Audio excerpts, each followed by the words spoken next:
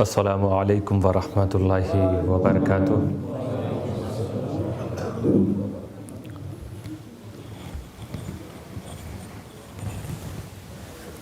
نحمدہ ونصلی علی رسولہ الکریم۔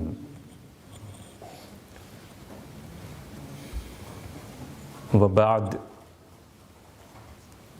فاعوذ باللہ من الشیطان الرجیم۔ بسم اللہ الرحمن الرحیم۔ لقد كان لكم في رسول الله أسوة حسنة لمن كان يرجو الله واليوم الآخر وذكر الله كثيرا۔ صدق الله العلي العظيم وبلغنا رسوله النبي الكريم ونحن على ذلك لمن الشاهدين والشاكرين والحمد لله رب العالمين۔ إن الله وملائكته يصلون على النبي يا أيها الذين آمنوا صلوا عليه وسلموا تسليما۔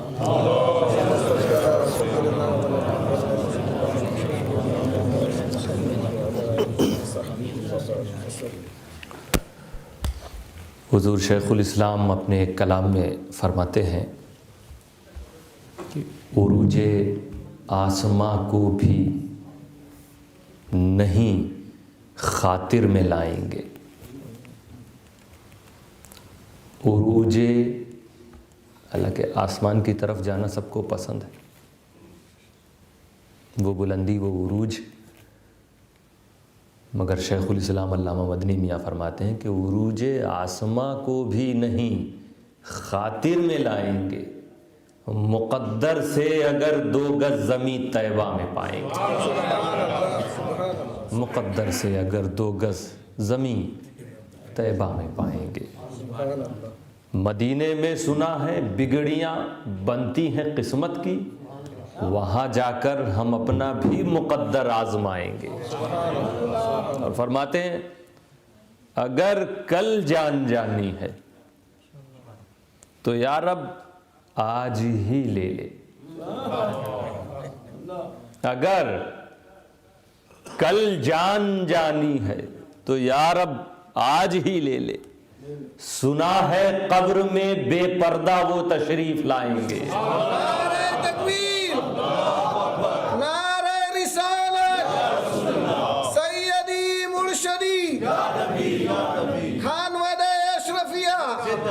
سنا ہے قبر میں بے پردہ وہ تشریف لائیں گے۔ قسم ہے مالک یوم قیامت کی، قیامت میں مرادیں اپنے دل کی ساقی کوثر سے پائیں گے۔ اور نگاہ حضرت موسیٰ بھلا کیا تاب لائے گی، نگاہ حضرت موسیٰ بھلا کیا تاب لائے گی، رخ انور سے وہ اختر اگر پردہ ہٹائیں گے۔ رخ انور سے اے اختر اگر وہ پردہ اٹھائیں گے۔ ایک مرتبہ باوز بلند درود پاک کا نذرانہ عقیدت پیش فرمائے۔ اللہم صلی وسلم وبارک علی سیدنا۔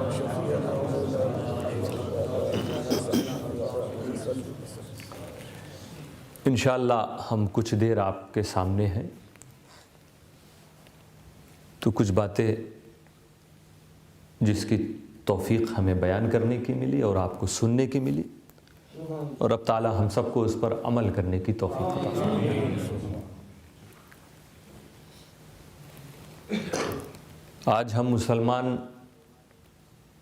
ہمارے علماء کرام جب بھی خطاب کرتے ہیں تو عموماً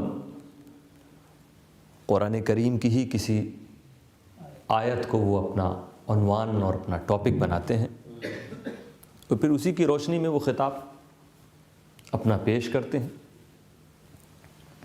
اس وقت ہم سب کو محسوس ہوتا ہے کہ جیسے کہ ہمارے قرآن کی ایک ہی آیت میں ہمیں پوری زندگی جینے کا طریقہ بتایا جا رہا ہے۔ مگر یہ بڑے افسوس کی بات ہے کہ ہم مسلمانوں کا جیسا کانٹیکٹ ہمارے قرآن سے ہونا چاہیے وہ بالکل زیرو ہے، اس میں کسی پرسنٹیج کا سوال ہی نہیں، جبکہ آپ کو یہ ماننا چاہیے اور یہ یقین ہے ہم سب کا کہ آپ کا وجود، امت مسلمہ کا وجود اس وقت اس دھرتی پر، اس دنیا میں، یہ کسی دولت، کسی شہرت، کسی علم، کسی فن کی وجہ سے نہیں ہے، کسی حکومت کی وجہ سے ہم نہیں بچے ہیں۔ ہماری قوم کا وجود صرف اور صرف اس وجہ سے ہے کیونکہ ہمارا قرآن موجود ہے۔ دوسری قومیں بھی آئی تھیں خدا کی کتاب لے کر، ان کے پاس بھی اللہ کی کتاب تھی، لیکن آج ہے کوئی حضرت عیسیٰ کا سچا ماننے والا؟ آج ہے کوئی اس روئے زمین پر حضرت دعویٰ کرنے سے کام نہیں چلتا کہ ہم حضرت موسیٰ کے فالوور ہیں، ہم حضرت عیسیٰ کے ماننے والے، ہم نبیوں پر ایمان رکھنے والے۔ جو بات انبیاء فرما گئے اس پر عمل نہیں ہو رہا۔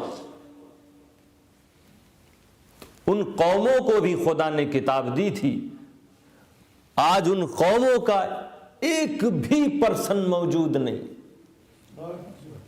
وجہ کہ رب تعالیٰ نے ان قوموں کو جو کتاب دی تھی وہ کتاب موجود نہیں۔ رب قدیر کا یہ احسان ہے، محبوب کی کتاب کی حفاظت کی ذمہ داری اس نے خود لی، ہمارا اپنا کوئی کردار نہیں ہے۔ ہماری مسجدوں کے بنا لینے سے ہمارا اسلام نہیں بچ رہا۔ یہ مت سمجھنا کہ ہم اپنے بزرگوں کی محفلوں کو جو سجاتے ہیں صرف اسی وجہ سے مسلمان بچے ہوئے دنیا میں، نہیں۔ ان ساری چیزوں کے ساتھ ہمارا جو سب سے بڑا ہتھیار ہے، ہماری جو سب سے بڑی طاقت ہے، وہ ہے ہمارا قرآن۔ اور اب ہم خود محسوس کریں، خود سوچیں کہ آپ کا آپ کے قرآن سے کتنا تعلق ہے۔ جس طرح آپ اپنے وجود کے لیے آکسیجن چاہتے ہیں، پانی چاہتے ہیں، کھانا چاہتے ہیں اپنے وجود کے لیے، تو ایسا ممکن ہی نہیں کہ آپ ہوا سے دور ہوں، یہ پاسبل ہی نہیں کہ آپ کھانے سے دور ہوں۔ اس کو آپ قطعی طور پر ماننے کو تیاری نہیں ہوں گے کہ کوئی کہے کہ آپ پانی سے دور ہو جائیے۔ کیوں؟ کہو گے پانی سے ہمارا وجود ہے، پانی ہے تو ہم ہیں، کھانا ہے تو ہم ہیں، ہوا ہے تو ہم ہیں۔ اے مسلمانوں، یہ قرآن جو خاموش نظر آ رہا ہے، یہ پکار رہا ہے، کہہ رہا ہے بندے آج امت مسلمہ تو اس وجہ سے ہے کیونکہ میں ہوں۔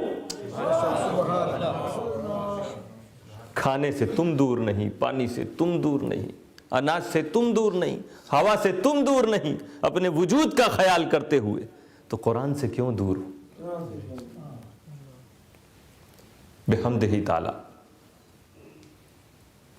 قرآن کریم کی خدمت کا جن کو موقع مل جاوے وہ بڑے نصیب والے ہوتے ہیں۔ قرآن پڑھنے کا جنہیں موقع مل جائے وہ بڑے نصیب والے ہیں۔ قرآن سمجھنے کا موقع جنہیں مل جاوے وہ بڑے نصیب والے ہیں۔ اور یقیناً وہ بد نصیب ضرور ہے جس نے اپنی اس پوری زندگی میں ایک بار بھی نہیں سوچا کہ ہم اپنے قرآن کو کچھ تو سمجھ لیں۔ اگر ہم مسلمانوں میں سے کوئی ایسا ہے تو بڑا بد نصیب، کس لیے وہ دنیا میں آیا تھا۔ تو یہ خوشخبری کیونکہ آپ کو بھی سنانی ہے، آپ میں سے بہت سے لوگوں کو معلوم بھی ہے، حضور شیخ الاسلام علامہ سید محمد مدنی میاں صاحب نے قرآن کریم کی تفسیر کمپلیٹ فرما لی ہے۔ ایک بہت عظیم کام ہے یہ، اردو زبان میں، کیونکہ قرآن کی تفسیر بہت کم ہے۔ بزرگوں نے تفسیر شروع کی، کچھ کا وصال ہو گیا، وہ کمپلیٹ نہیں ہوئی. کچھ تفسیریں ہیں جو کمپلیٹ ہوئی مگر بہت طویل ہیں, بہت ضخیم ہیں, زیادہ پیپر اس میں ہے, زیادہ جلد ہیں, زیادہ ویلیوم ہیں, پڑھنا آسان نہیں ہے ان کو. پھر بھی علماء کرام پر انہوں نے احسان کیا. ایسے ہی ایک تفسیر حضور محدث اعظم ہند نے لکھنا شروع کیا تھا اور آپ کا بھی وصال ہو گیا. سرکار محدث اعظم کے وصال کے 50 سال بعد محدث اعظم کے جانشین حضور شیخ الاسلام نے اس کام کو آگے بڑھایا. 3 پارہ محدث اعظم نے لکھا تھا جس میں سے صرف ایک ہی پارہ گھر پہ موجود تھا. تو شیخ الاسلام نے 2nd پارہ سے لے کے 30th پارہ تک سارے سفر کو بند کر دیا. آج آپ کہتے ہیں UK میں کیوں نہیں ان کی تقریر ہو رہی؟ کچھ سال تک تو شیخ الاسلام آئے نہیں UK. کیوں نہیں آئے؟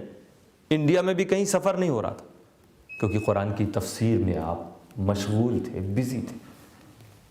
یہ 75 ایئرس کی عمر میں ایک بہت بڑا کارنامہ انجام دیا.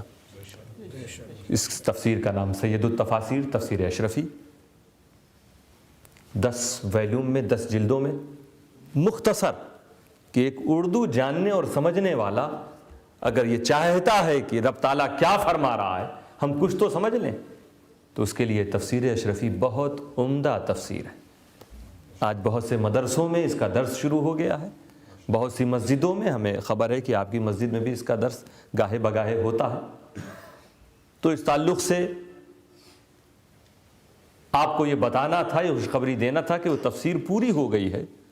اور ابھی ڈیوزبری میں ایک بڑا پروگرام اسی تفسیر کے پورا ہونے کی خوشی میں 21 تاریخ کو, اسی مہینے کی 21 اپریل 21 اپریل کو ڈیوزبری میں جشن تکمیل تفسیر اشرفی رکھا گیا. اور وہاں سے انشاءاللہ وہ لوگ جو چاہتے ہیں کہ وہ تفسیر ان کے گھر میں بھی ہونا چاہیے یا ان کے ذریعے علماء تک پہنچنا چاہیے, کیونکہ ہمارا اور آپ کا کیا کانٹیکٹ ہے قرآن سے, یہ ضرور یہ ہمارے اپنے لگاؤ کی بات ہوتی ہے کہ ہم قرآن خود سمجھیں یا ہم ایسے موقع فراہم کر دیں. ہمیں تو پڑھنے کا موقع نہیں ملا مگر ہمارے ذات سے کسی عالم تک وہ تفسیر پہنچ جائے تو وہ جب تک تفسیر پھیلاتا رہے گا اس کا ثواب اس شخص کو ملے گا جس نے عالم کو تحفے میں تفسیر دی تھی. تو تفسیر اشرفی الحمدللہ آپ کے لنڈن سٹی میں بھی, کیونکہ کئی لوگوں نے بک کرایا ہے اپنے نام سے, آپ لوگوں میں سے بھی جو اس کا شوق رکھتے ہیں اور رکھنا بھی چاہیے تو ضرور محدث اعظم مشن سے ان ذمہ داروں سے جن کو آپ جانتے ہیں کانٹیکٹ کر کے, رابطہ کر کے اپنے نام کی آپ تفسیر ضرور بک کرا لیجئے گا. ورنہ ایک وقت ایسا آتا ہے کہ آدمی تلاش کرتا ہے اسے ملتی نہیں. لیکن انشاءاللہ تعالی محدث اعظم مشن نے یہ عزم پورے انڈیا اور پورے ورلڈ میں یہ ان کا ارادہ ہے کہ محدث اعظم مشن کے لوگ ہر مسجد میں, ہر مدرسے میں, اور کوشش کریں گے کہ اہل سنت والجماعت سے تعلق رکھنے والے ہر عالم کے ہاتھ میں شیخ الاسلام کی تفسیر پہنچ جائے. بہرحال رب تعالیٰ حضور شیخ الاسلام کے فیضان کو عام فرمائے, ان کے سائے کو دراز فرمائے. جن لوگوں نے اس تفسیر کو پڑھا ہے انہوں نے یہ خواہش ظاہر کرنا شروع کر دیا کہ اس کا انگلش میں بھی ٹرانسلیشن آنا چاہیے, کیونکہ رب تعالیٰ کیا فرما رہا ہے بڑے آسان انداز میں شیخ الاسلام نے سمجھایا, اور انگلش میں بھی کام شروع ہو چکا ہے. قرآن کی آیتوں میں سے ایک آیت جو میں نے جس کی تلاوت کا شرف حاصل کیا, اللہ تعالیٰ فرماتا ہے لَقَدْ كَانَ لَكُمْ, تم سب کے لیے فی رسول اللہ اسوۃ حسنہ. اب اس کا ایک مفہوم رب تعالیٰ کیا فرما رہا ہے, فرما رہا ہے کہ تم سب کے لیے رسول کی پیروی بہتر. تمہیں اپنے رسول کو فالو کرنا ہے, ان کے پیچھے چلنا ہے, ان کی بات ماننا, ان کے طریقے کو اختیار کرنا. اب آگے تھوڑا سا ہلکی سی ڈیٹیل آ رہی کہ کن لوگوں, تم سب کے لیے کون سب, تم سب کو رسول کے پیچھے چلنا ہے, کن سب کو؟ لمن کان یرجو اللہ, جو اللہ کی امید رکھتا ہے. آج بہت سے ایسے لوگ ہیں جو کسی شکل میں مانتے ہیں کہ کوئی خالق ہے, کوئی مالک ہے, اس کی عبادت کرنی چاہیے تاکہ جب اس سے ملاقات ہو تو اچھا انعام ملے. اللہ سے امید کا مطلب کیا ہے؟ اللہ سے اچھے انعام کی امید. تو اللہ فرما رہا ہے اگر تمہیں اللہ سے اچھے انعام کی امید ہے تو بتوں کے پیچھے مت جاؤ, آگ کے پیچھے مت جاؤ, پہاڑوں کی پوجا مت کرو, سمندروں کی عبادت گاہ نہ بناؤ, انہیں معبود نہ بناؤ, بلکہ مصطفیٰ کے پیچھے چلو. لمن کان یرجو اللہ, جسے اللہ سے امید, والیوم الآخر. اب رسول کے پیچھے وہ بھی چلے جو قیامت پر ایمان رکھتا. دیکھیے ایک تو وہ لوگ تھے جو جن کو بت پرست کہتے, جنہیں ہم بتوں کو پوجنے والا کہتے, آگ کو پوجنے والا کہتے, پہاڑوں کو پوجنے والا کہتے. باطل ہے ان کا مذہب, انہیں رسول کے پیچھے ہی چلنا ہوگا. اب ایک دوسرے کیٹیگری کے لوگ جو بتوں کی پوجا تو نہیں کر رہے ہیں, آگ کی پوجا نہیں کر رہے ہیں, یہ بتوں کی پوجا کرنے والے قیامت پر ایمان نہیں رکھتے. ان سے پوچھ لیجئے یہ قیامت ہوگی کہیں؟ نہیں, کوئی قیامت نہیں. ایک جنم کے بعد دوسرا جنم, دوسرے کے بعد تیسرا, تیسرے کے بعد چوتھا, کوئی قیامت نہیں. تمہارا عقیدہ باطل ہے, تمہیں مصطفیٰ کے پیچھے آنا ہوگا. اب دوسرے وہ لوگ ہیں جو قیامت پر ایمان رکھتے ہیں, یہود و نصارہ. یہ قیامت پر ان کا ایمان ہے کہ قیامت ہوگی, مرنے کے بعد اٹھائے جائیں گے, ایسا یہ مانتے ہیں. اگرچہ ان کے اس عقیدے میں بھی فساد ہے, وہ بھی صحیح نہیں ہے. یہودی کہتے ہیں کہ ہم جنت میں جائیں گے, مسیحی کہتے ہیں ہم جائیں گے اور کوئی نہیں جائے گا. یہود کہتے ہیں جتنے دن ہمارے آباء و اجداد نے بچھڑے کی پوجا کی تھی اتنے دن کے لیے جہنم میں ڈالے جائیں گے, پھر نکال لیے جائیں گے. یہ سب عقیدہ انہوں نے اپنے حساب سے بنایا, لیکن کسی حد تک مان رہے ہیں قیامت کو. ایسی قوموں کو بھی رب تعالیٰ فرما رہا ہے کہ نہیں, چھوڑو تم اپنے عقائد کو, مصطفیٰ کے پیچھے تمہیں بھی چلنا ہے. وَذَكَرَ اللَّهَ كَثِيرًا. اب تیسری کیٹیگری کے لوگ کہ جو قیامت پر ایمان رکھ رہے ہیں, اس طرح کا نہیں جیسا یہود و نصارہ کا. مانتے ہیں کہ جہنم میں گنہگار جائے گا, جنت میں نیکی کرنے والا جائے گا. وہ مانتے ہیں پل صراط کو, وہ مانتے ہیں میزان کو, ساری چیزیں مان رہے ہیں. مسلمانوں کے اپنے درجات ہوں گے, اس حساب سے انہیں ثواب ملے گا. خوب اللہ کا ذکر کر رہے ہیں. ذکر اللہ کثیر, اللہ تعالیٰ خود قرآن میں فرما رہا. اب آپ سوچ لیجئے کہ جو خدا کا خوب ذکر کر رہا ہے, آیت کریمہ میں اللہ تعالیٰ اسے کیوں کوٹ کر رہا؟ رب تعالیٰ ان لوگوں کو کیوں بیان کر رہا جو خدا کا خوب ذکر کرتے؟ اس کا مطلب یہ ہوا کہ ضروری نہیں کہ جو خدا کا خوب ذکر کرتا نظر آئے وہ بھی ہدایت پر ہو. ایسے بھی لوگ ہیں, جب دیکھو آپ کو ملیں گے, چلو اللہ کی باتیں کرو, خدا کے لیے مسجدوں میں چلو, خدا کا پیغام پھیلاؤ, خدا کے لیے سفر کرو, خدا کے لیے 40 دن کے لیے نکلو, 1 مہینے کے لیے نکلو, خوب ذکر. خدا کیا فرما رہا کہ اے میرا خوب ذکر کرنے والے ہو, مصطفیٰ کے پیچھے چلو. تم خدا کے پاس آ رہے ہو اور خدا مصطفیٰ کے پاس بھیج رہا. یعنی خدا کو ذکر وہی پسند ہے جس ذکر میں عشق مصطفیٰ نظر آوے. مصطفیٰ کو اپنے جیسا سمجھ کر جس نے خدا کا ذکر کیا وہ ذکر مقبول نہیں ہو سکتا. کیونکہ اگر تم مصطفیٰ جیسے ہو تو خدا تمہیں مصطفیٰ کے پاس کیوں بھیجے گا؟ تم نے قرآن سے سمجھ لیا مصطفیٰ کی ضرورت کیا تمہیں.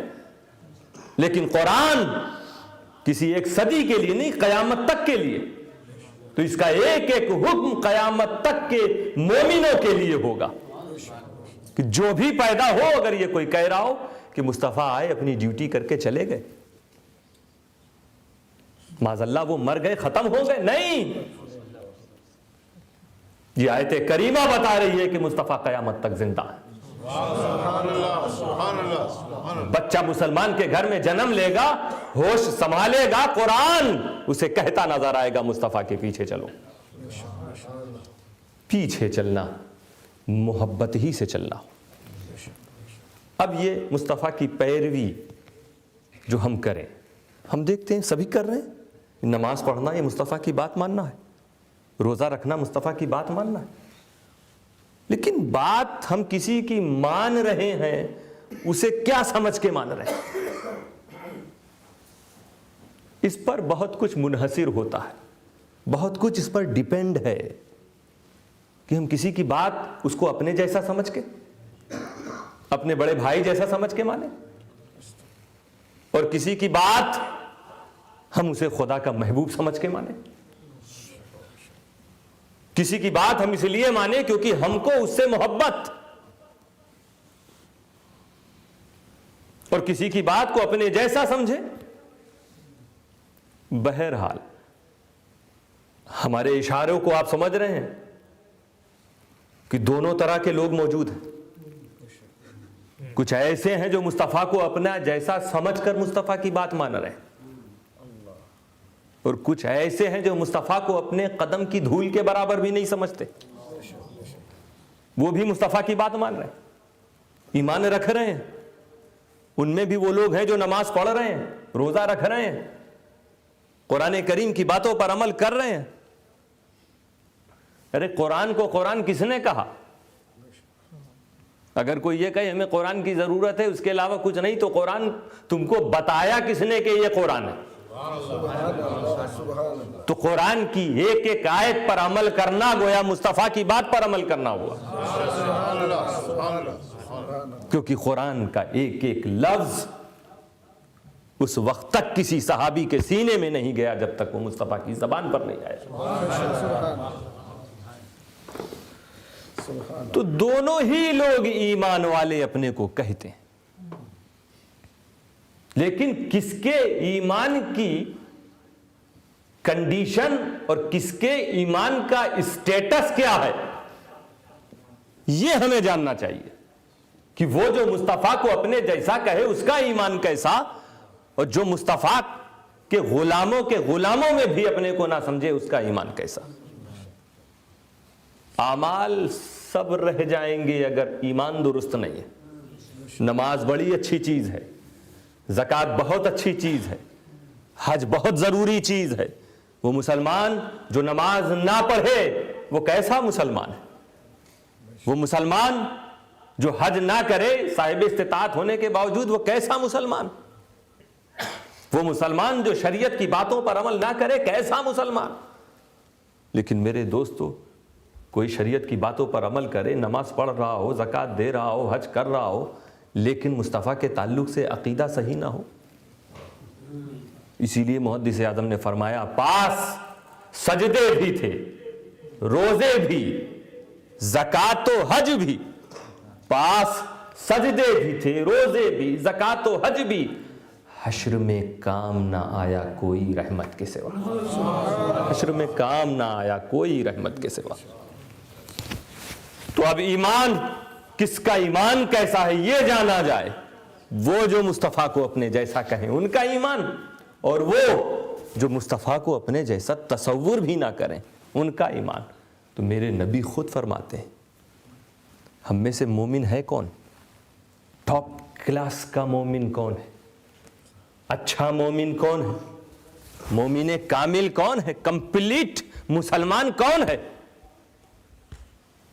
لا یؤمن احدکم.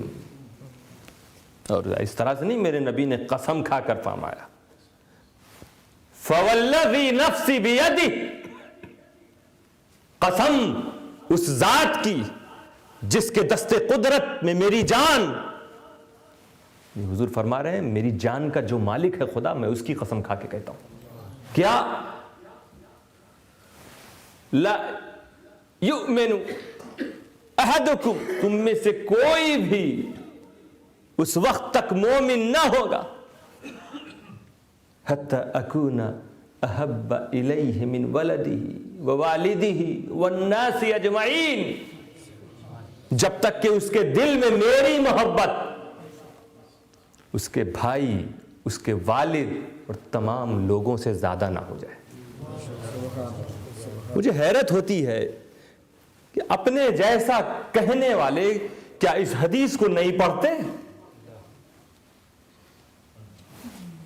جس میں نبی فرما رہے ہیں کہ میری محبت اپنے بیٹے سے زیادہ، مجھ سے محبت اپنے باپ سے زیادہ۔ دنیا میں آج تک کوئی ہے ایسا جو کہے میں اپنے باپ جیسا ہوں؟ بے ادبی لگتی ہے یہ کہنے میں کہ میں اپنے باپ جیسا ہوں۔ باپ وہ جس نے جنم دیا، باپ وہ جس نے پرورش کی۔ ایک بیٹا کہتا ہے میں مرتے دم تک اپنے ماں باپ کا احسان نہیں چکا پاؤں گا۔ ماں باپ نے جو محنت کی، جو مشقت کی، تو اولاد باپ کی طرح نہیں ہو سکتی، ورنہ کیا وجہ ہے کہ اتنا شدید حکم قرآن میں ہے کہ ماں باپ بوڑھے ہو جائیں تو اف مت کہو۔ کیوں رب تعالیٰ ماں باپ کے درجے کو بتا رہا، یعنی اے بیٹو تم باپ کی طرح نہیں ہو۔ تکلیف دینا، گالی دینا، مارنا، بڑی محرومی کی بات، ایسی خبریں سننے کو ملتی ہے، بیٹے باپ کو مار رہے ہیں۔ آج اس ملک میں کچھ ایسے مکان بنائے جاتے ہیں یہ سوچ کے کہ ناکارہ بیٹے اپنے باپ کو نکال دیں گے، اور وہ ماں باپ جنہوں نے بچے کو اسٹینڈ کیا تھا، کسی لائق بنایا تھا، وہ جب انہیں خدمت کی ضرورت ہوگی ایسے وقت بیٹا انہیں آنکھ دکھائے گا۔ ہمارا قانون، ہمارا قرآن دیکھو کیا کہہ رہا، لا تقل لہما اف، ترے ان بزرگوں کو اف تک مت کہو۔ آدمی اف کب کہتا؟ جب کسی سے کوئی تکلیف ہوتی، کوئی بات پسند نہیں آ رہی ہے یا بہت زیادہ بوجھ لگ رہا تو کہتا اف۔ اشارہ ہے کہ اگر کبھی والدین ایسی بات کہہ بھی رہے ہوں جو تمہیں پسند نہیں آ رہی ہو، پھر بھی اف مت کہو، کیونکہ باپ اور بیٹے کا مقام الگ۔ میرے نبی نے فرمایا اپنے باپ سے زیادہ مجھ سے محبت، اور محبت کا معاملہ ایسا ہوتا ہے کہ اگر آپ کسی کو یہ کہیں کہ آپ میرے ڈیڈی کی طرح ہیں، آپ میرے فادر کی طرح ہیں، کسی کو آپ بزرگ کو کہہ رہے ہیں، تو مطلب کیا ہوتا ہے؟ یعنی جیسے میں اپنے باپ سے محبت کرتا ہوں ویسے آپ سے محبت کروں گا۔ کسی کو آپ نے کہا آپ میرے بھائی کی طرح ہیں، مطلب جیسا آپ بھائی سے محبت کرتے ہیں ویسا آپ کریں گے۔ آپ میرے بڑے بھائی کی طرح ہیں، بڑے بھائی جیسی محبت۔ آپ میرے چچا کی طرح ہیں، یعنی چچا سے جیسی آپ محبت کرتے ہیں ویسی اس سے کریں گے۔ میرے نبی نے کیا فرمایا؟ باپ سے زیادہ مجھ سے محبت۔ اس کا مطلب تم مجھے اپنے باپ جیسا بھی نہ سمجھنا۔ حیرت کی بات ہے ان لوگوں کو جو اپنے بھائی جیسا کہتے ہیں۔ ایسے لوگ مسجدوں میں کہتے ملتے ہیں، بڑی عبادتوں کا دعویٰ بھی رہتا ہے، وہ کہتے ہیں مصطفیٰ ہمارے بھائی جیسے، وہ مصطفیٰ فرمائے مجھے اپنے باپ جیسا بھی نہ سمجھو۔ اسی لیے رب تعالیٰ نے فرمایا میرا خوب ذکر کرنا تمہیں فائدہ نہ دے گا، میرے مصطفیٰ کی باتیں سنو، ان کے پیچھے چلو، مصطفیٰ کیا فرما رہے ہیں اس پر عمل کرو، تب تمہارا ایمان درست ہوگا۔ میرے نبی نے فرمایا کہ تم میں سے اس وقت تک کوئی کمپلیٹ مومن نہیں ہوگا جب تک اپنے باپ سے زیادہ مجھ سے محبت نہ کرے، اپنے بیٹوں سے والناس اجمعین، فیصلہ ہو گیا، تمام لوگوں سے زیادہ مجھ سے محبت کرے۔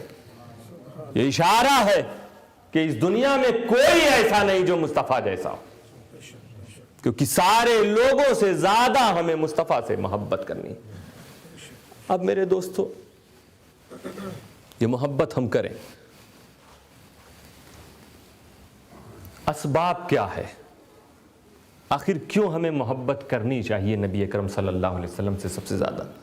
دیکھیے یہاں کیوں کا تو سوال ہی نہیں آنا چاہیے کہ وہ ذات جو ہمیں جہنم سے نکال کے جنت کی طرف لے جا رہی ہو اس سے تو محبت ہوگی. وہ رسول الکائنات جنہیں خدا نے رحمت للعالمین بنایا ہو, سارے عالم کے لیے رحمت بنایا, ان سے محبت تو ہوگی. لیکن پھر بھی آؤ اپنی عقل سے پوچھیں, عقل سے پوچھو کہ اے عقل جب کسی سے محبت ہوتی ہے تو کیوں ہوتی ہے؟ تو کچھ اسباب ہوتے ہیں, کچھ وجوہات, کچھ بیسس ہوتے ہیں جس کی وجہ سے محبت ہوتی. کوئی بہت حسین و جمیل ہے, بہت بیوٹیفل ہے, کوئی بہت ہینڈسم ہے, کوئی بہت خوبصورت ہے, تو اس سے محبت ہوتی. یعنی حسن و جمال کی وجہ سے محبت. تو میرے دوستو, اگر حسن و جمال کی وجہ سے ہی محبت ہونی ہو تو ہمیں مصطفیٰ ہی سے سب سے زیادہ ہونی چاہیے, کیونکہ مصطفیٰ جیسا حسین کوئی آیا ہی نہیں. تو آؤ عقل سے ہی پوچھ کے چلے, تھوڑی دیر دل کو روک لو کہ بہت سے لوگ جو عقل سے چلتے ہیں, پوچھو محبت کا سبب کیا. آپ دیکھیے اس سے پہلے, حسن و جمال سے پہلے ہمیں اپنے ماں باپ سے محبت ہے, کیونکہ پیدا کیا انہوں نے.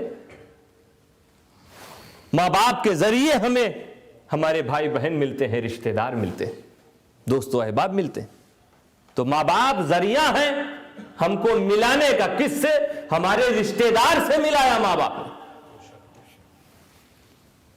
میرے دوستو تو مصطفیٰ تو زیادہ مستحق ہے, کیونکہ مصطفیٰ وہ ہیں جنہوں نے ہمیں ہمارے پروردگار سے ملایا ہے.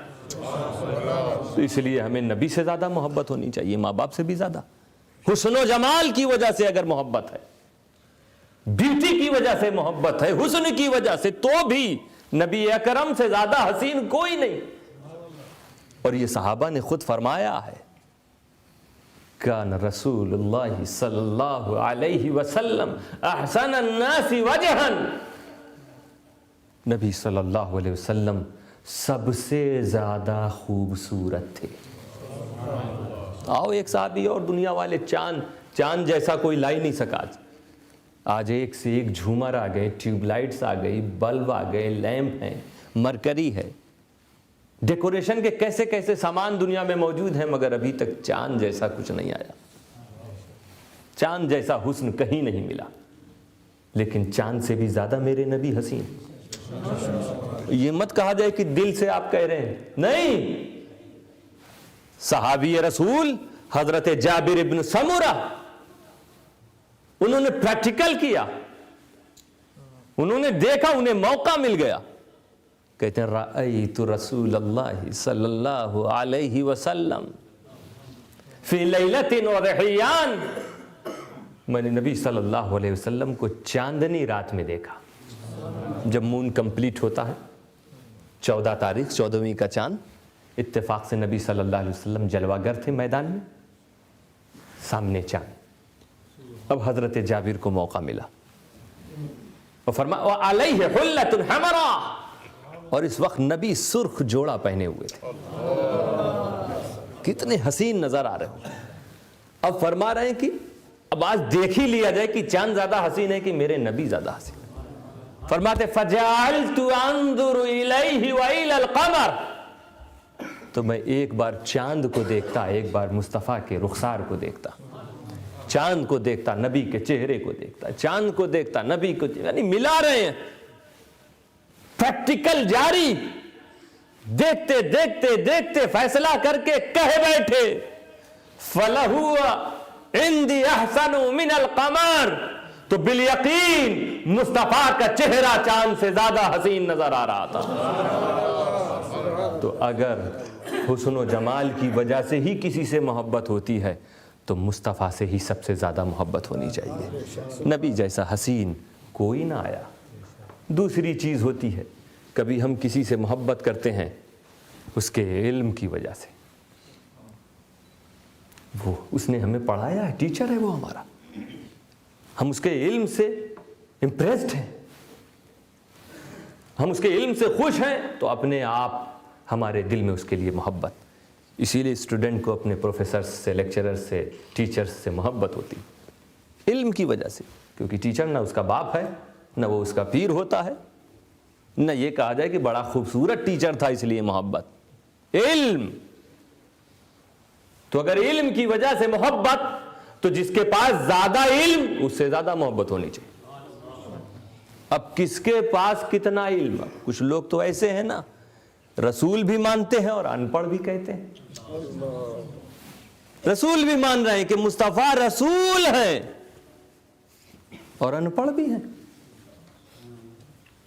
قرآن کریم، اسی لیے قرآن کریم کتاب اس کے جیسی کوئی کتاب نہیں، لیکن قرآن کا ہر ترجمہ صحیح ہو اس بات کی کوئی گارنٹی نہیں، کیونکہ قرآن نبی کو غیب جاننے والا بتائے اور ترجمہ کرنے والے نبی کو ان پڑھ بتا رہے ہیں، تو ہمیں ایسے ترجموں سے بچنا ہوگا۔ ہماری بات یہ نہیں، ہم تو کہتے ہیں کہ ان کے پیچھے چلنے والے لوگ بھی کنفیوز ہیں، وہ بھی چل رہے ہیں، انہیں معلوم نہیں کہ جن کے پیچھے ہم چل رہے ہیں وہ صحیح ہیں کہ نہیں۔ اس لیے دوستو، اگر ہماری آواز جا رہی ہو وہاں تک تو انہیں ضرور غور کرنا چاہیے کہ کیا بات ہے کہ مصطفیٰ رسول بھی ہوں، ان پڑھ بھی ہوں۔ یہ کیسا ٹرانسلیشن آپ نے کر دیا کہ جو یہ وقت فرما رہا ہو انما بعثت معلما، یہ حدیث، اس کو حدیث کو بھی مانتے ہو، کہتے ہو کہ ہاں حدیث ہے اور پھر بھی مصطفیٰ ان پڑھ۔ آج برٹن کی یونیورسٹیز میں پروفیسرز ہوں، وہ بھی معلم ہیں، وہ بھی ٹیچر ہیں، پڑھا رہے ہیں، پڑھانے والے ہیں۔ اب اگر کہے کہ یہ ان پڑھ لوگ ہیں تو کبھی کوئی ان کو لیکچر دینے کا موقع دے گا؟ آج تک کسی ان پڑھ کو لیکچر دیتے دیکھا؟ کسی ان پڑھ کو کلاس میں پڑھاتے دیکھا؟ کسی ان پڑھ کو ٹیچر کے منصب پر بیٹھتے دیکھا؟ نہیں۔ تو جو رسول خود کہے کہ میں ٹیچر بنا کر بھیجا گیا ہوں، خود نبی کہے میں ٹیچر ہوں، اور نبی کا کلمہ پڑھنے والا کہے آپ ان پڑھ ہیں، یہ بے ادبی ہوتی ہے۔ ایسا نہیں ہے کہ اہل سنت والجماعت کے لوگ کچھ باتیں کہتے ہیں تو وہ اپنی طرف سے کہتے ہیں، آپ کے ٹرانسلیشن میں جو غلط ٹرانسلیشن ہوا وہ رکھا جاتا ہے سامنے عوام کے۔ ہمیں بچانا ہے قوم کو، اس لیے رب تعالیٰ انہیں بھی توفیق عطا فرمائے جو آنکھ بند کر کے پیچھے چل رہے ہیں۔ آنکھ کھول کے چلیے، خود سمجھ میں آ جائے گا کہ نبی کیا ہے۔ تو ان پڑھ کیوں ہی کہیں گے؟ قرآن میں آیا ہے النبی الامی، امی کا مطلب آپ ڈکشنری میں اٹھائیے، ان پڑھ ملے گا۔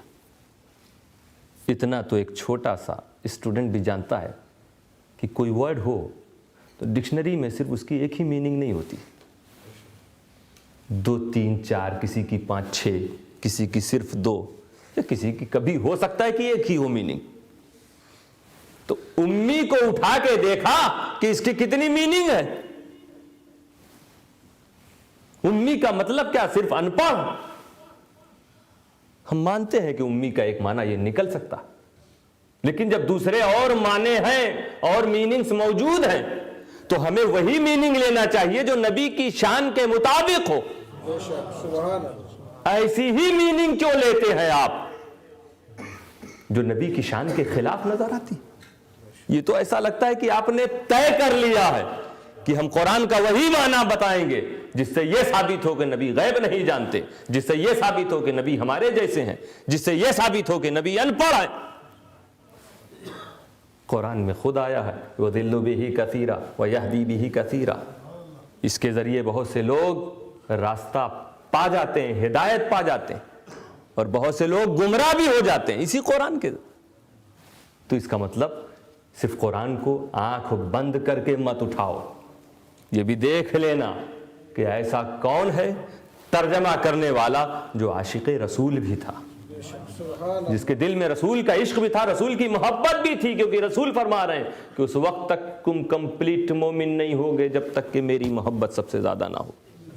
تو محبت کرنے والا مفسر ہو، محبت کرنے والا ٹرانسلیٹر اگر ہو، اس کا ٹرانسلیشن ہمیں پڑھنا چاہیے، ہمیں اس کی تفسیر کو دیکھنا چاہیے۔ بہرحال علم کی وجہ سے محبت. تو اگر علم کی وجہ سے محبت ہے تو جس سے زیادہ، جس کے پاس زیادہ علم اس سے زیادہ محبت. ظاہر سی بات عقل یہی کہتی ہے. تو آؤ اب دیکھ لو کس کے پاس کتنا علم ہے. ہم نہیں کہتے. آپ کو 1400 سال بعد آپ کیسے کہتے ہیں مصطفیٰ کو ایسا علم، مصطفیٰ کو ویسا علم؟ حضرت ابو بکر کہہ کے گئے ہوتے تو سمجھ میں آتا. حضرت ابو بکر کہہ کے نہیں، مان کے گئے. مان کے گئے، ورنہ معراج کا انکار کئی لوگوں نے کر دیا تھا. لیکن حضرت ابو بکر وہ تھے کہ تصدیق کر کے صدیق اکبر بن گئے. وہ جانتے تھے کہ رسول کا علم کتنا ہے. بہرحال آؤ ہم قرآن ہی کی روشنی میں دیکھیں کس کے پاس کتنا علم.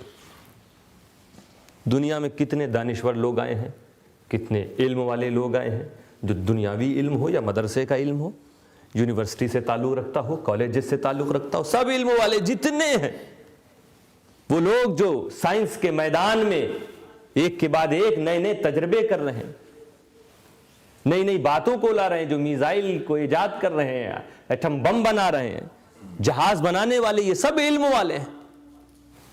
اور علم والوں کی تعریف قرآن کرتا ہے. اسی لیے قرآن نے فرمایا هل يستوي الذين يعلمون والذين لا يعلمون. عالم اور جاہل برابر نہیں. جو عالم ہے، قدر والا ہے، اس سے محبت کرو.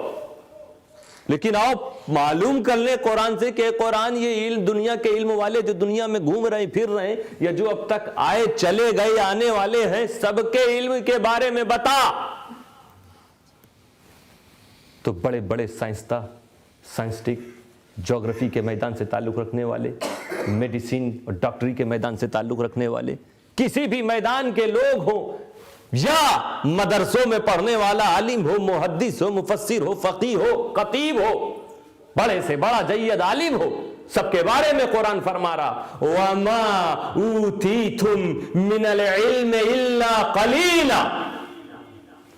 تم کو قلیل علم دیا گیا ہے، تھوڑا علم دیا گیا ہے، کم علم دیا گیا. وَمَا أُوتِيتُم پلیورل فارم، تم سب کے بارے میں، تم سب کو اوتیتم، کسی ایک کے لیے نہیں کہا گیا کہ اوتیتا. عربی جاننے والے جانتے، اوتیتم تم سب. کیسا علم؟ قلیلا، کم علم دیا گیا. ایوارڈ مل رہا ہے، نوبل پرائز مل رہا ہے. دنیا والے کہتے ہیں کہ علم کے میدان میں تم سپر ہو، تم نمبر 1 ہو. قرآن کہتا قلیل علم والا ہے. مدرسے میں بیٹھے ہوئے لوگ کہہ رہے ہیں کہ یہ مفتی اعظم ہے، یہ اپنے وقت کے بڑے مجدد ہیں، قرآن سے پوچھو. قرآن کہے گا قلیل علم. تو سب کے علم کے بارے میں جب بات کی گئی، قرآن سے پوچھا گیا، تو پتا چلا کہ سب کا علم قلیل. خدا نے سب کو تھوڑا ہی علم دیا، خدا نے سب کو کم علم دیا، خدا نے سب کو مختصر علم دیا، جو ہمیں بہت لگتا ہے کم. یقیناً ہمیں بہت لگ رہا ہے، بہت ہے، لیکن خدا نے قلیل دیا. خدا فرما رہا ہے یہ قلیل ہے، یہ کم ہے، یہ تھوڑا ہے، یہ اسمال ہے، یہ کم ہے، یہ کچھ ہے. سب کو علم دیا تو تھوڑا اور قلیل.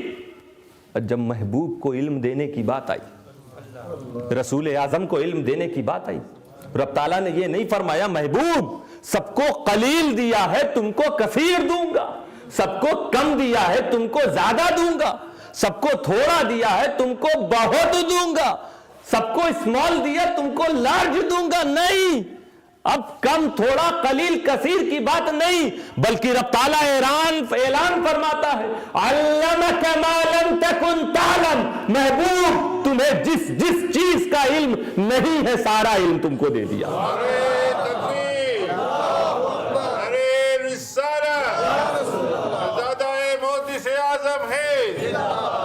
علمک ما لم تکن تعلم. جو علم نہیں. اب اگر کوئی کہہ رہا ہے مصطفیٰ کو اس کا علم نہیں، قرآن کہہ رہا وہ بھی دے دیا. مصطفیٰ کو اس کا علم نہیں ہے، علمک ما، جس چیز کا علم نہیں تھا دے دیا. اب اس میں یہ مت کہا جائے کہ خدا جیسے سمجھ رہے ہو کیا؟ خدا جیسے، خدا تو دینے والا ہے نا، خدا کے پاور کو تو آپ چھین رہے ہو کہ رب تعالیٰ دے سکتا ہے کہ نہیں مصطفیٰ کو، یہ بتاؤ۔ ایک سوال ہے، آپ کہتے ہیں نہیں یہ علم نہیں، خدا دے سکتا ہے کہ نہیں، یا تو کہو کہ خدا کو قدرت نہیں مصطفیٰ کو علم دینے کی۔ تو جب قدرت ہے، خود فرما رہا علمک ما لم تکن تعلم، جو جو چیزیں آپ کو نہیں معلوم تھی محبوب ہم نے سب آپ کو دے دیا ہے۔ میرے دوستو یہ فرق، اگر علم کی وجہ سے کسی سے محبت ہے تو میرے مصطفیٰ سے زیادہ کوئی حقدار نہیں ہے۔ نبی سے ہی محبت کی جائے۔ کبھی اب اور آگے چلتے ہیں، ہمیں کسی سے محبت ہوتی ہے اس کے اخلاق کی وجہ سے، اس کے اچھے بیہیویئر کی وجہ سے، بہت اچھی عادتیں اس کے اندر ہیں تو ہمیں اس سے محبت ہوتی ہے۔ ٹھیک ہے علم کم ہے مگر اخلاق بلند ہے، تو اگر اخلاق کی وجہ سے ہی ہمیں کسی سے محبت ہو تو بھی ہمارے مصطفیٰ ہی زیادہ حقدار، کیونکہ وہ علم میں بھی سردار، اخلاق میں بھی سردار۔ اخلاق کی بات ہوئی تو رب تعالیٰ نے خود اعلان فرمایا اِنَّكَ لَعَلَىٰ خُلُقٍ عَظِيمٍ، یہ محبوب آپ عظیم اخلاق والے، یعنی مصطفیٰ کے اخلاق جیسا کسی کا اخلاق نہیں۔ اب اس سے اندازہ لگا لیے کتنا عظیم۔ کوئی یہ کہہ دے کہ نہیں میرے استاد جن سے میں نے پڑھا وہ بھی عظیم اخلاق والے، کہہ سکتا ہم آپ کہتے نا کہ فلاں کا بڑا بہت عظیم ہے کچھ معاملات میں، آپ بول رہے ہو نا۔ اب آؤ مصطفیٰ کے اخلاق کی عظمت، مصطفیٰ کا اخلاق کتنا عظیم ہے اور دنیا والوں کا کتنا عظیم ہے خود ہی دیکھ لو۔ جس کا جیسا منصب ہوتا ہے اس کی سوچ ویسے ہی ہوتی۔ اگر ایک ایم پی ہو، ممبر آف پارلیمنٹ ہو، اپنے ماننے والوں میں سے کسی سے کہ کل آنا میں تمہیں ایک انعام دوں گا، تو اب دوسرا ایم پی جو ہوگا وہ اس نے سنا، وہ سمجھ جائے گا ارے یہ ایم پی ہے زیادہ سے زیادہ کیا دے گا، یہ منسٹر تھوڑی نہ بنا دے گا، خود بنا نہیں تو دوسرے کو کیسے بنائے گا، دے گا کوئی، دے سکتا ہے کوئی انعام روپے کی شکل میں، پاؤنڈز کی شکل میں، گاڑی کی شکل میں، بنگلہ کی شکل میں، منسٹری تھوڑی نہ دے گا۔ اور اگر کوئی منسٹر بلا رہا ہے کسی ایم پی کو تو دوسرا منسٹر سوچے گا یہ بھی منسٹر ہے کیا، پرائم منسٹری تھوڑی نہ دے دے گا، جو چیز اس کے بس میں وہی تو۔ ایک ملک کا راجا اگر کسی کو کچھ دینا چاہتا تو اس کے نیچے رہنے والے لوگ تو سوچیں گے کہ پتہ نہیں کیا ملنے والا، لیکن ایک دوسرا بادشاہ جب سمجھ جائے گا کہ ارے زیادہ سے زیادہ کیا دے گا، یہ اپنی سلطنت تھوڑی نہ دے گا، کیا دے سکتا ہے زیادہ سے زیادہ میں جانتا ہوں، ایک بادشاہ سمجھ سکتا ہے، یعنی جو اس کے برابری اس کے اسٹیٹس کا ہوگا وہ سمجھ جائے گا کہ کیا ہے مقام، کیا ہے رتبہ اس انعام کا، وہ انعام کتنا بڑا ہے، دوسرا اسی جیسا ہم منصب اس کے جیسے اسٹیٹس والا سمجھ لے گا۔ لیکن میرے دوستو یہاں کوئی دنیا کا راجا بڑا نہیں کہہ رہا ہے مصطفیٰ کے اخلاق کو، دنیا کا بادشاہ عظیم نہیں کہہ رہا، ساری کائنات کا بادشاہ مصطفیٰ کے اخلاق کو عظیم کہہ رہا ہے۔ اس سے ہم سمجھ گئے کہ مصطفیٰ کا اخلاق کتنا عظیم ہے یا تو خدا جانے یا رسول اللہ جانے، اس کے علاوہ کوئی نہ جان سکتا ہے، کوئی ہم میں اور آپ میں سمجھنے ہی والا نہیں۔ تو اگر اخلاق کی وجہ سے ہمیں کسی سے محبت ہوتی ہے تو مصطفیٰ ہی زیادہ حقدار ہیں کہ ہمیں اپنے نبی سے محبت ہو۔ دیکھیے عقل سے پوچھا جا رہا تو عقل کہہ رہی نہیں وہی۔ اب ایک چیز ہوتی کبھی کسی سے محبت کہ وہ مصیبتوں سے بچا لے، کیس میں پھنس رہے تھے بچا لیا، محبت ہو جائے گی، جب گزریں گے سلام کریں گے اس سے، وہ دل سے محبت ہوتی ہے، ایسا نہیں پھر ایسے لوگوں سے۔ پریشانی میں مبتلا تھے، بیمار تھے، شفا کا وہ سبب بن گیا، محبت ہو گئی اس سے۔ تو جو مصیبتوں سے بچا لے اس سے بھی محبت۔ میرے دوستو دنیا کی مصیبتوں سے بڑھ کے آخرت کی مصیبت ہے. میدان حشر کی تکلیف یہ دنیا کے میدانوں کی تکلیف سے بڑھ کر ہے. میرے نبی یہ مت سمجھنا کہ دنیا میں ہمیں مصیبت سے نہیں بچاتے. رحمت للعالمین کا مطلب کیا؟ سارے عالم پہ رحم کرنے والا، جس نے تمہیں کورٹ مقدمے سے بچایا اس لیے کہ وہ رحم آیا اس نے بچا لیا. تو بیمار تھا، علاج نہیں کرا پا رہا تھا، کسی نے پیسہ کیوں دیا علاج کا؟ رحم آیا. تو رحم کرنے والا مصیبتوں سے بچاتا ہے تو رحمت للعالمین. وہ سارے عالم کو مصیبتوں سے بچا رہے ہیں، صرف دنیا میں نہیں. یہ دنیا والے تو صرف دنیا تک تمہاری مدد کر رہے ہیں. آخرت کے میدان میں جب تم اسی وکیل یا جج سے کہو گے یہاں بھی بچا لیجئے تو کہے گا نفسی نفسی. وہ جس نے بیماری سے بچایا تھا اس سے کہو گے کہے گا نفسی نفسی. تو اگر مصیبتوں سے بچنے کی وجہ سے کسی سے محبت ہوتی ہے تو میرے مصطفیٰ ہی حقدار ہیں. کیونکہ میدان حشر میں جب ایک ایک انسان نفسی نفسی کہتا نظر آئے گا، مصطفیٰ امتی امتی کہتے نظر آئے گا. میرے دوستو، اگر اس وجہ سے ہمارے دلوں میں محبت ہونی چاہیے تو بھی ہمارے نبی ہی زیادہ حقدار ہیں. تو اب اس محبت کے ساتھ کہ نبی سب کچھ ہیں، ہم ان کے کہیں بھی قدموں کی دھول کے برابر بھی نہیں ہیں، اور ہمیں انہیں اپنے جیسا نہیں سمجھنا ہے، کسی کے جیسا نہیں سمجھنا ہے. کیونکہ وہ ہیں جو آخرت میں بچائیں گے، وہ ہیں جو دنیا میں بچا رہے ہیں، وہ ہیں جن کی وجہ سے ہمیں علم مل رہا ہے، وہ ہیں جن کی وجہ سے ہم اچھے اخلاق کو اچھا اخلاق کہہ رہے ہیں، وہ ہیں کہ جو دنیا کے سب سے حسین ہیں. دنیا میں کوئی ان کے جیسا نہیں. جب یہ نیت یہ ارادہ پیدا ہو جائے گا تو اپنے آپ ہی ہم کہنے لگیں گے کہ مصطفیٰ ہمارے جیسے نہیں ہیں، ہم مصطفیٰ کے جیسے نہیں.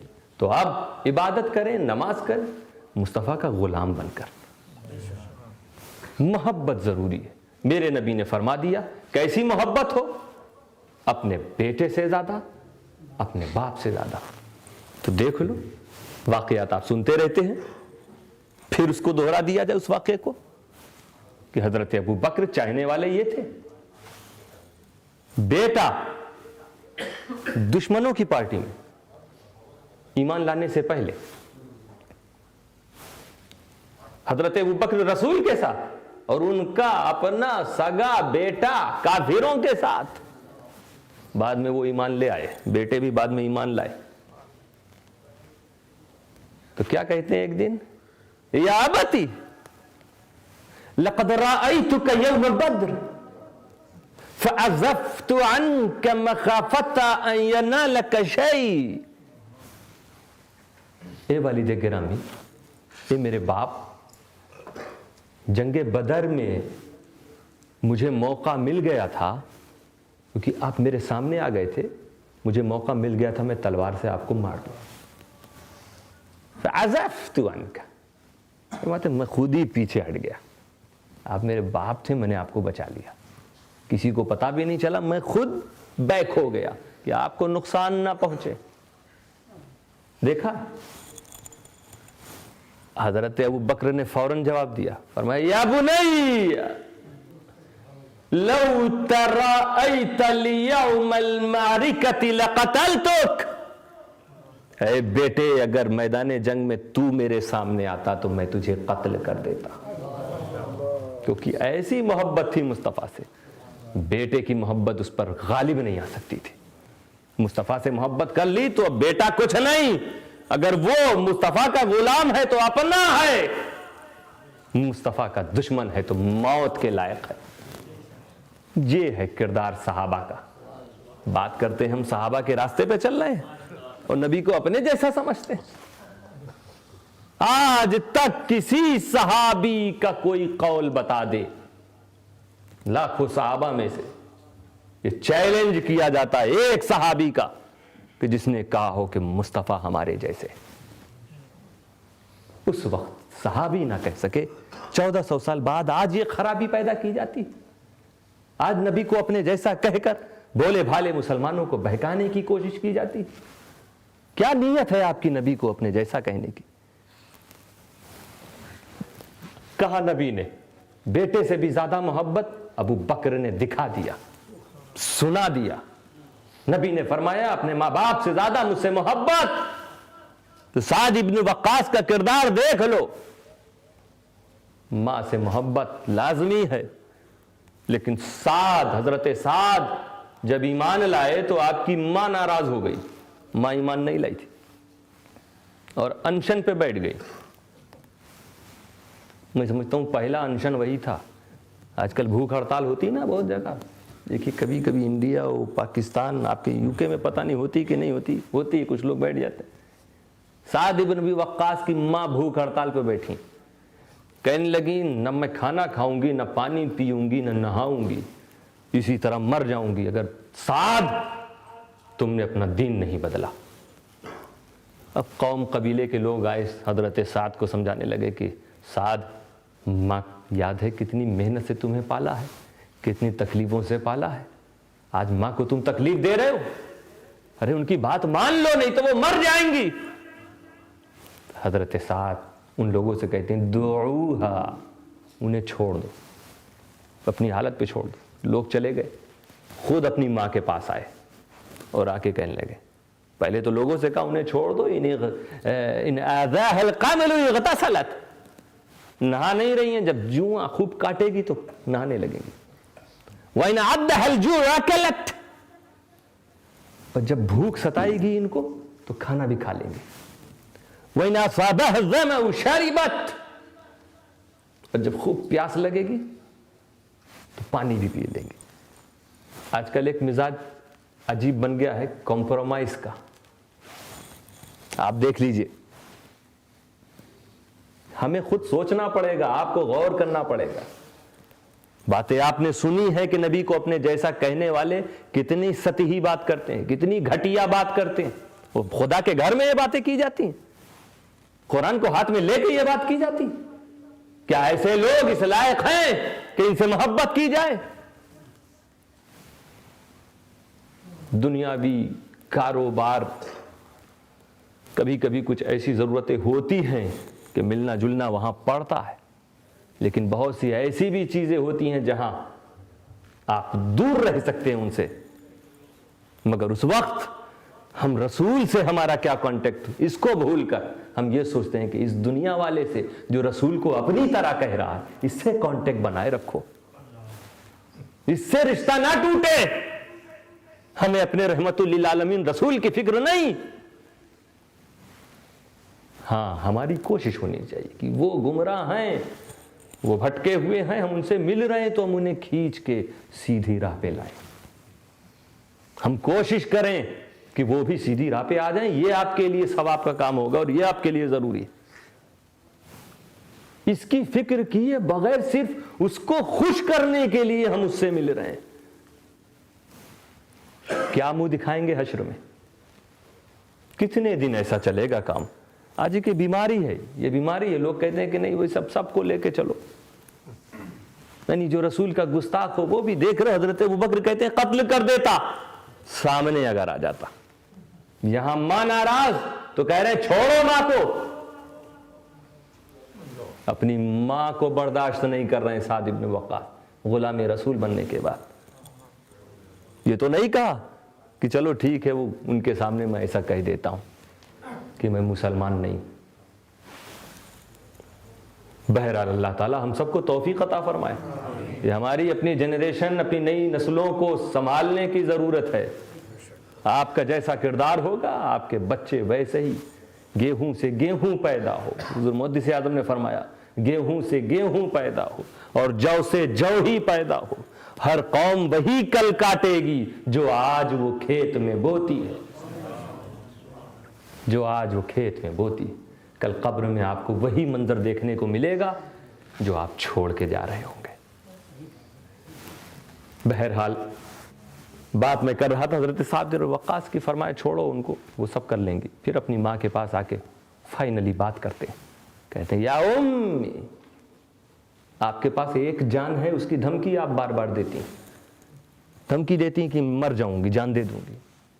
فرماتے یا امی واللہ لو ان لک میت نفس و نفسا، ایک نہیں، اگر آپ کے پاس 101 जान होती, 101 जान आपके पास होती, सुम्मा फादत अनकी नफ्सन नफ्सा अला नत्रुक दीन मोहम्मद मैं तरक्तु, 101 जान होती और मेरे सामने एक एक करके सारी जान निकलती रहती, तब भी मैं मुस्तफा का दीन नहीं छोड़ता।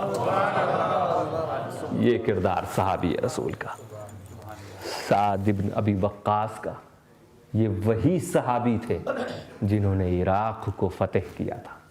देखा, जब आशिक़े रसूल आगे बढ़ता है तो उसे कोई रोक नहीं पाता, बल्कि उसके बारे में हजारों साल बाद भी आवाजें गूंजती हैं कि दश्त तो दश्त है, दरिया भी न छोड़े हमने, बहर जुल्मात में दौड़ा दिए घोड़े। हम सब भी पुख्ता पक्के आशिक़े रसूल जब बनेंगे और इश्क़ रसूल के साथ अपनी मस्जिदों को आबाद करना शुरू करेंगे, रसूल के एक एक हुक्म पर अमल करना शुरू करेंगे, तो बाईद नहीं कि दुनिया के कोने कोने पे इस्लामी झंडा नजर आवेगा।